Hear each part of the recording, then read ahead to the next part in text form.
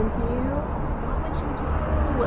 In this episode, I'm going to be telling you about some tips and tricks of what I would do if this happened to me as a bride, because let me tell you, number one, I would be freaking out. Here's the story time. If you like story times, this one is for you.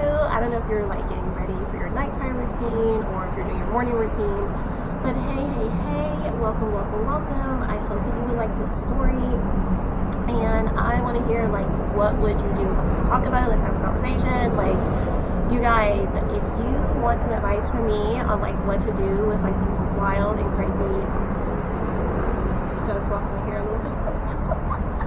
These wild and crazy wedding disasters, like, let me know. Like, I would love to be your advice columnist, and as your wedding content creator, because I've been to lots of weddings and I love to plan everything. So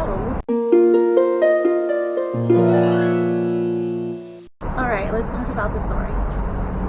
Alright, so there's a bride.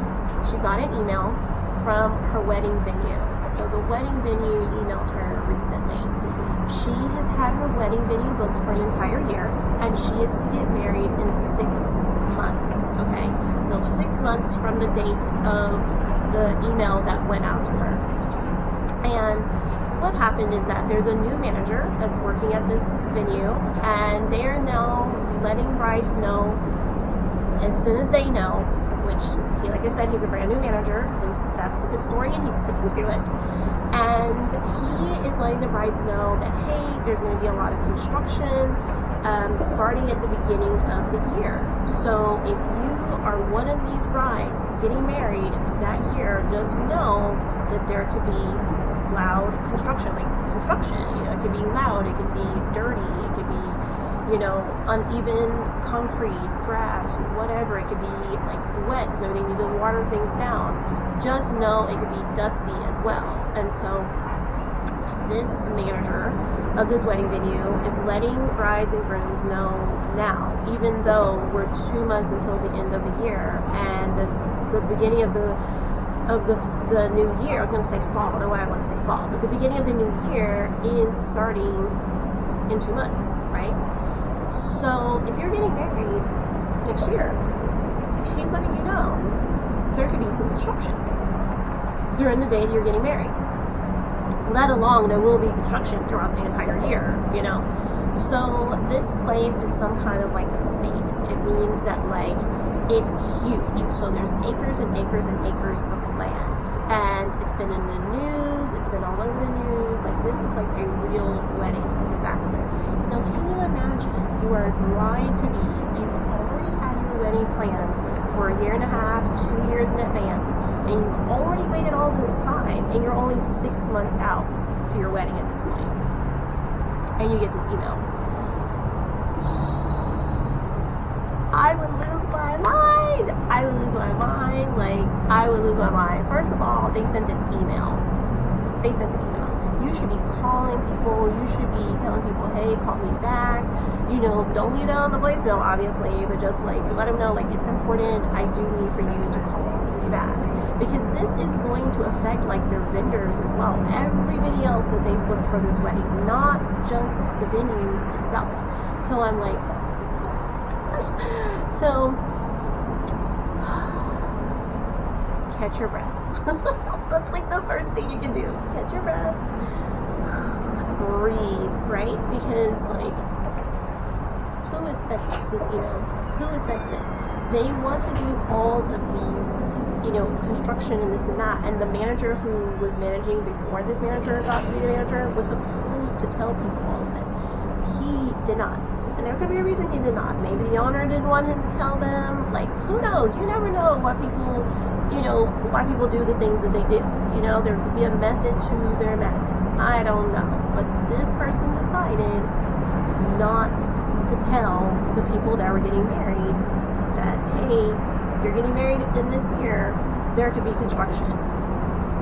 And it could be because of money, right? They don't want people to, like, not do their wedding there if they tell them, hey, we're going to be closed for this amount of time, 12 whole months, for doing construction on this estate. So the estate has like golf courses and houses and obviously this wedding venue.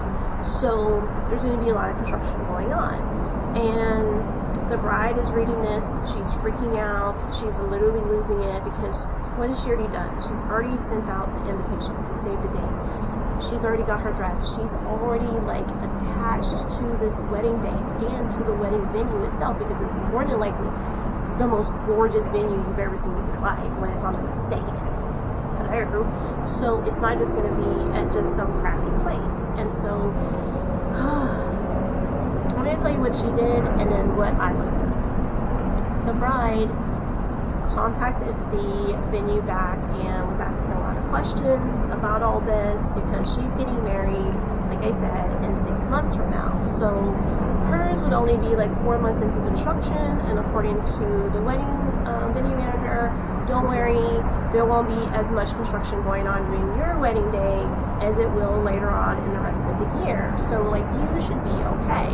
But just so you know, we are going to be building a wall around the wedding venue, so that like a temporary wall or some sort, so that like it'll keep out like the sound and like a lot of the construction like dirtiness. And so she was just like, okay. Well, they've been going back and forth, and now the wedding venue manager is saying, well, a lot of brides have decided to take their money and they take their deposits, and now they don't want to have their wedding there at all. And so that was the money that he was going to use in order to build this wall around the wedding venue, and now he doesn't think he'll be able to do it. So there won't be a wall for this construction. He also told her that there's potential that they will have to have the wedding outside, because maybe they may have to do some like repairs or construction work on the venue itself. So now she's being told, on top of everything, that there could also be some construction going on her wedding day in the inside of the venue or outside of the venue, and that they may have to do it like outdoors, like an outdoor ceremony. Now she's gonna worry about weather, and she's like freaking out, and I would be freaking out too, because like, you just don't know, like, man, these like beach coastal towns, like the weather changes like, oh my gosh, like seriously, it could be like hot, humid, sunny like 1 minute, and then the next minute it's like super windy, like a blow dry in your face, or like it could be like super windy where it's freezing cold out of nowhere. Like one day I was just literally walking on this river walk, and out of nowhere a little cold front like just came on me, and it was like super warm that day. I'm like, what is happening? Literally a cold front, like wind, everything. I was like, this is super crazy. Like, that's crazy. But that's the way it is. It's like very tropical. Just think like an island, okay? That's how it is. It's like an island on these beach towns, coastal beach towns. And so, I mean, it rains out of nowhere. It was raining this morning. Like, I was running in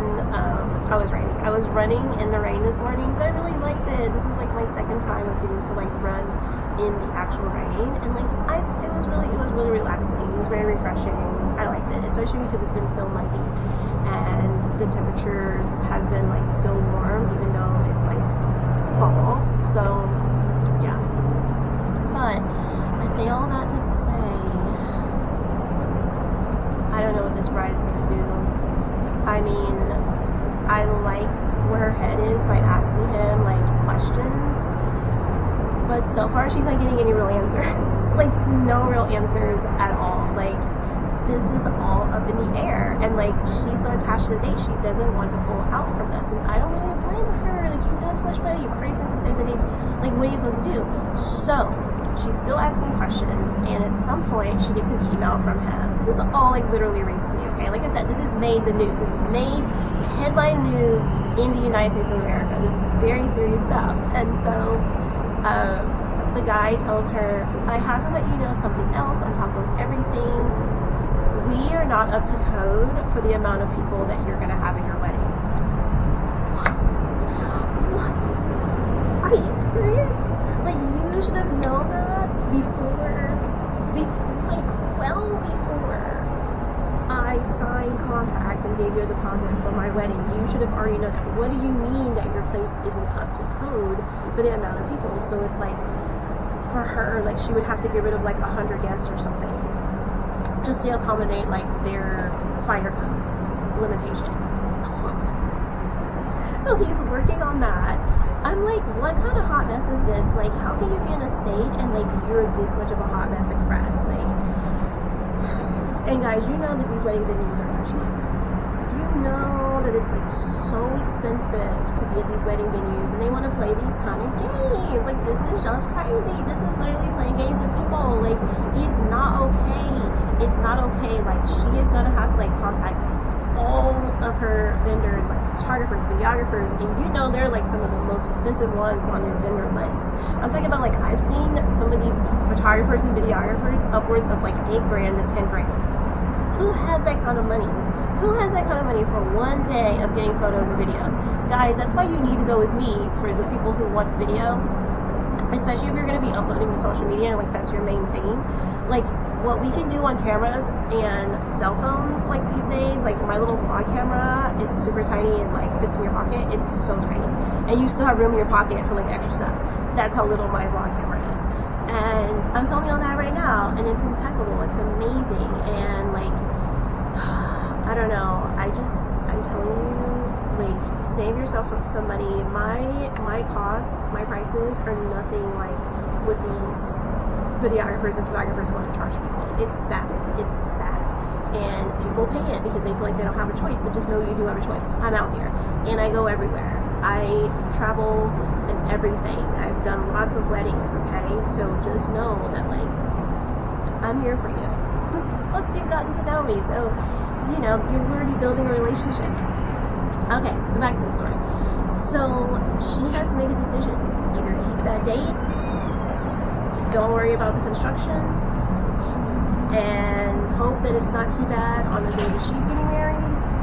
And oh yeah, he even told her, like, they're also going to be working throughout the week, so it's not like they're only going to be working like Monday through Friday. You know how most weddings are on Saturday morning or Saturday afternoon or Saturday evening?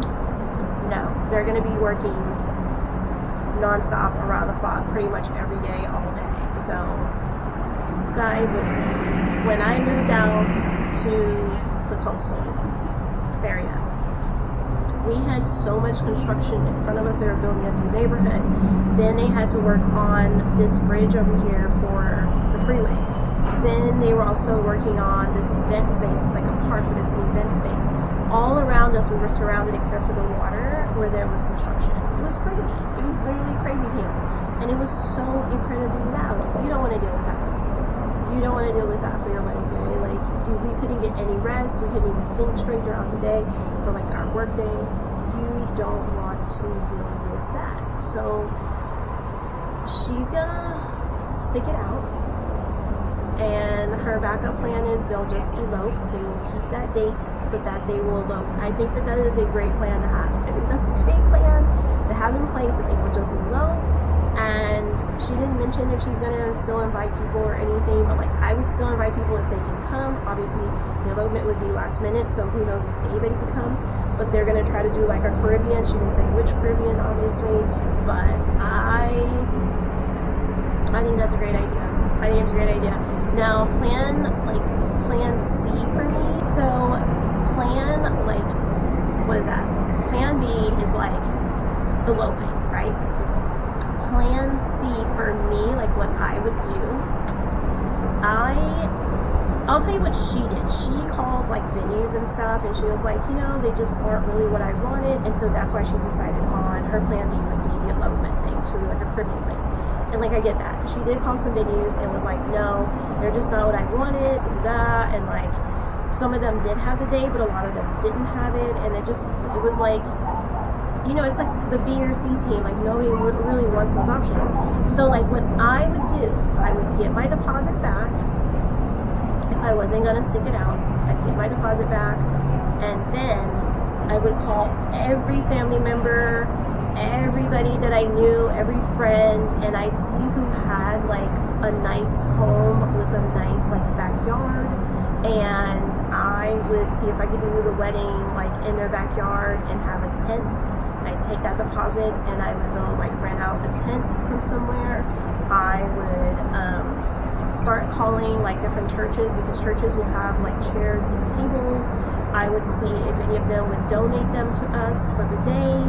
We made sure we get them back the following day or on Monday. That's what I would do. I would start calling around to like more of like people that I knew, like their homes, like, because let me tell you, the couple that was our officiant, the officiant and his wife, I should say, because our officiants were not married, but the officiant and his wife, they had this gorgeous backyard. Like, it was absolutely stunning, and the only thing that we would have needed was bathrooms. We would have had to have bathrooms. We could have had the whole entire wedding like in their backyard because it was so huge, and it even had like this like long walkway that like went out into the trees and stuff, and like it was absolutely beautiful, and like the walkway like curved like down and then around. I mean, it was just, it was perfect. It was perfect. They had like this little like gazebo hot tub at the top of the hill with like the swimming pool, and it sat inside of like the stones, so it was like all stone around the swimming pool and stuff, and then trees. And can you imagine it? I'm telling you, you have to think outside the box. These venues are taking too much money from us. It's too expensive to meet those venues, and anything can happen. Anything can happen. And so that's what I would do if I was her. Like, that's the advice that I would give. Like, advice column with your wedding content creator. That's me. I would start making those calls. Start making those calls, because you've got like 6 months out, and you've got time to like plan something just as gorgeous, just as beautiful. And the main two things that you're gonna need, like off the bat, once you have like that place figured out, is restrooms. So you want portable restrooms, as well as your tables and chairs. Your chairs, you're going to do a flip. So first you're going to have all the chairs out. You're going to do a flip, which means that you're going to now bring in the circle tables, or the tables, however, whatever tables they are, and you're going to put those chairs underneath the tables, and that's your reception. Boom. You see what I mean? And you're going to take the decor that you use at the wedding, you're also going to use that in the reception, and maybe add a few extra little things for the tables, but it's going to be pretty much already decorated, especially if they already have like a nice, you know, backdrop, nice ambiance, where there be trees or a lake or a swimming pool, just something really, really picturesque. You got this. You don't need the stress. You don't need the worry. I would get out of those venues, and this was like a sign that like it just wasn't worth it. And you know, keep your vendors. You need all those vendors, right? You still need them, and they're not going to give you back your deposit. None of those vendors are going to give you back your deposit just because your venue let you down. And you already know that. Like, the bride already knew that. I'm just letting anybody know who doesn't know that. But they aren't going to give you back the money that you lost on, like, because your wedding is not going to be at that wedding venue anymore. And like, maybe you don't need like the big photographer anymore. You don't need the big videographer anymore, because of the simple fact that like your wedding is no longer at like the big venue on the estate, right?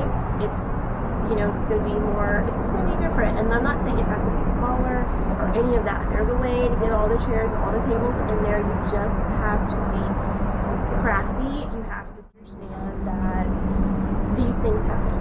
These things happen, and maybe like you go ahead and subscribe to my channel, and you see how I, you know, prepare and plan weddings that are smaller, or not smaller, like I said, it's not going to be smaller. If you had 150 people at your wedding, you can still get a lot of people in the backyard. It's just going to be very cozy and quaint for them.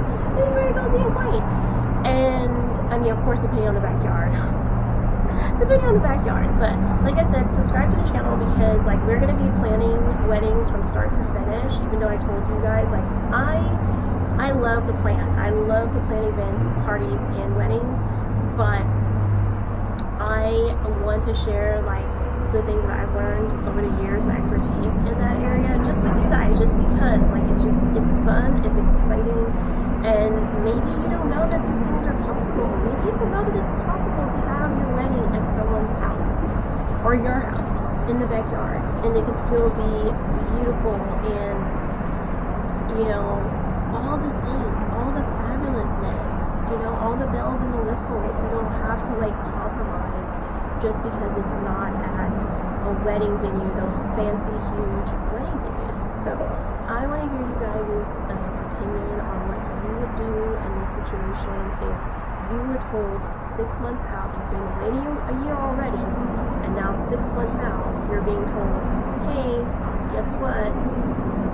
There may be a lot of construction on the day of your wedding, and we won't be able to have your wedding here. After all, sorry, but if you want your money back with a deposit, we'll give it to you.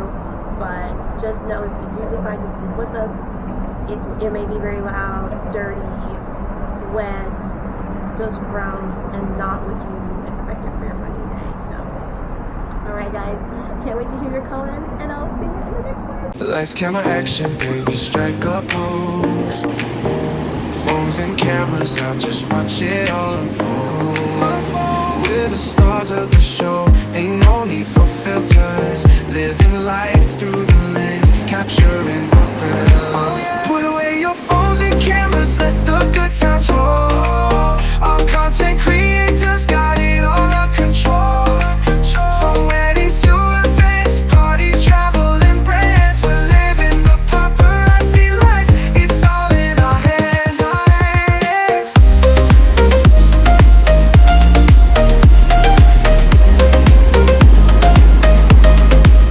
Lights, camera, action, we're ready to go.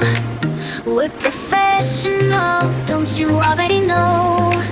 From TikTok to Instagram, we're taking the lead. Content creator, we're planting the seed. Get ready for the social media explosion.